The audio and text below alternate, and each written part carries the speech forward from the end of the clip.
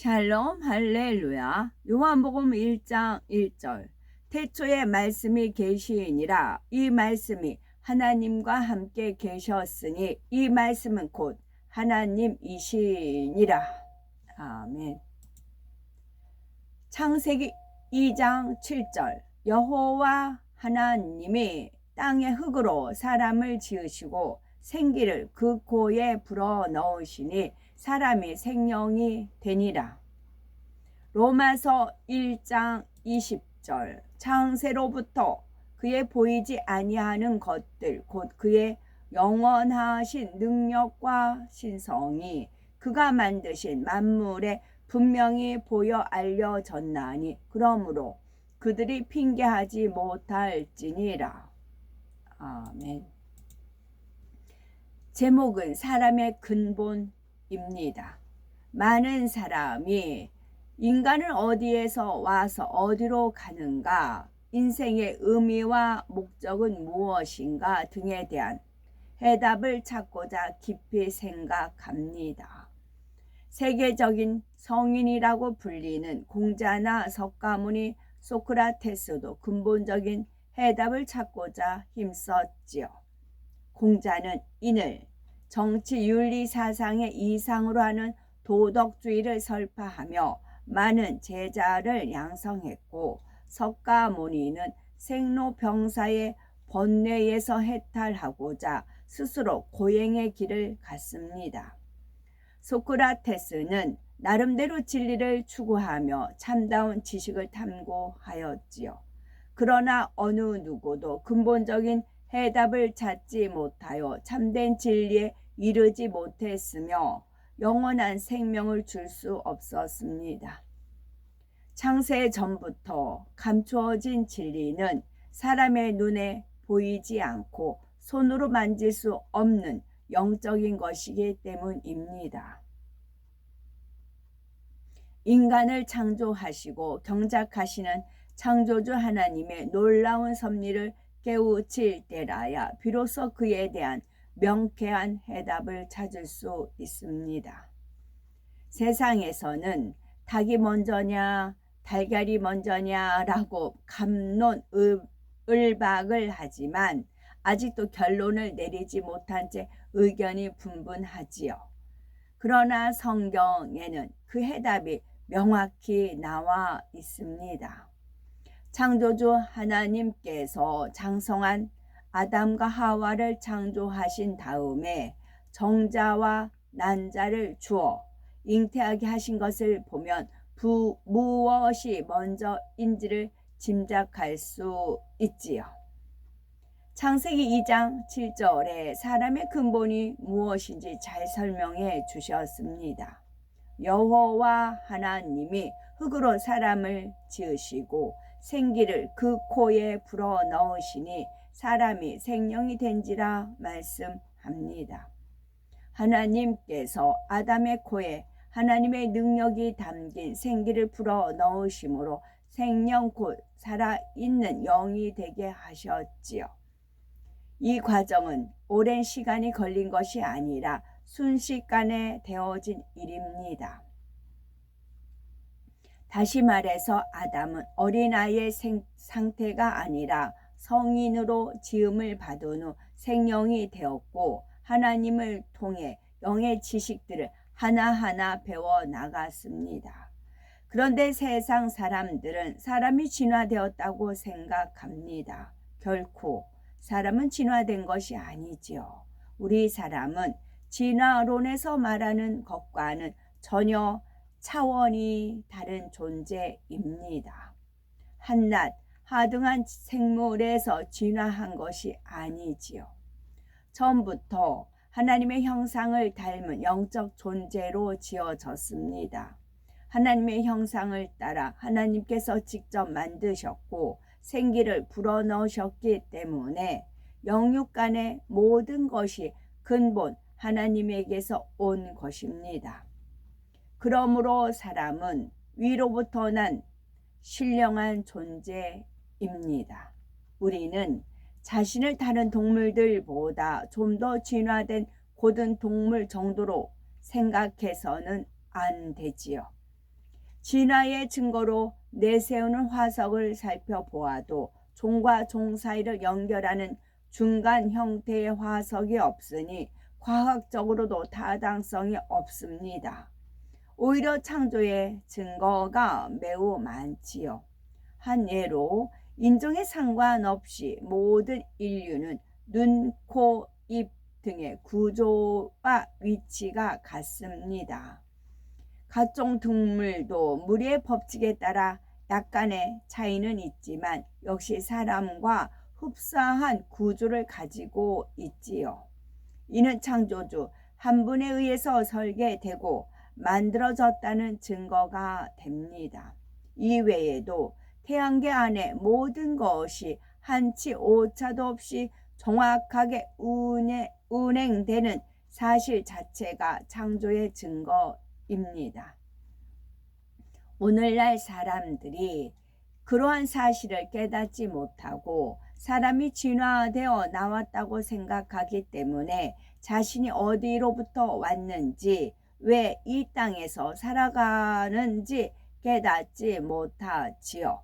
그러나 사람이 하나님의 형상을 따라 지음받은 거룩한 존재임을 깨달으면 우리의 아버지가 누구신지 바로 알기에 하나님 말씀대로 살며 그분을 닮아가려고 노력하게 됩니다. 내 아버지는 분명히 나를 낳아주신 분인데 하며 혈연으로 이어진 아버지만을 생각할 수 있지만 결국 조상을 찾아 올라가면 첫사람 아담이 나옵니다. 그러니 우리의 참 아버지는 사람을 창조하신 하나님임을 깨우칠 수 있지요. 근본적으로 사람은 창조주 하나님께서 주신 생명의 신, 정자와 난자가 결합하여 잉태될 수 있도록 자신의 몸을 도구로 빌려드린 것뿐입니다. 이처럼 사람을 창조하신 하나님께서 남자에게는 정자, 여자에게는 난자를 주고 자녀를 낳을 수 있도록 하셨지요.